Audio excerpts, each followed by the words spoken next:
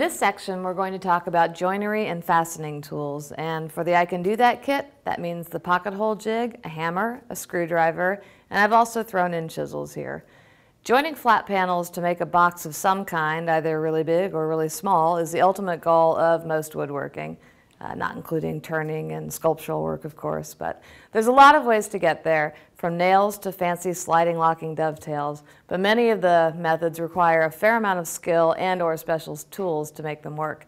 But with this kit, you can build things simply but solidly, and for that, we typically recommend nailing your work together, which is a traditional approach, or using pocket screws. Those are also a traditional approach. They show up in period furniture work. You just don't have a fancy plastic blue jig to use to cut them.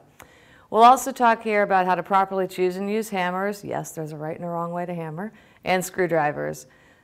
In the I Can Do That kit, we have a biscuit joiner as well, but we honestly have yet to use it in any of our projects.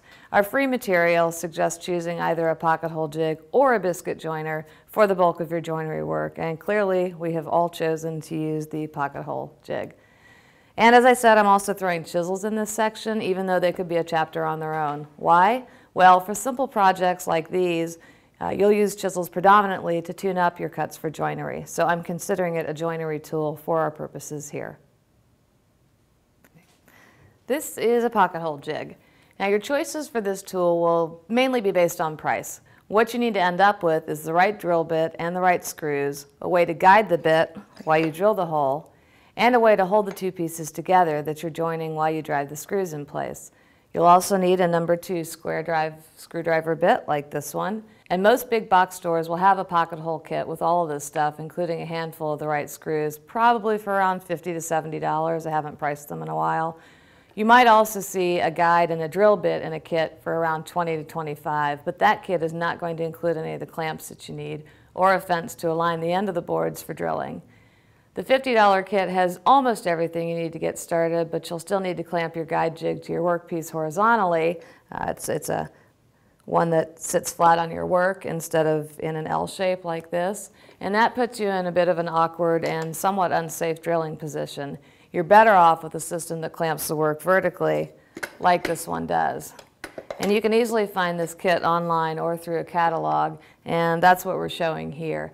The best choice for a beginner kit is, we think, the Craig K4MS Master Pack, which runs about $140 on Amazon. Now there used to be a wholly adequate pack for about $80, so of course Craig stopped offering that.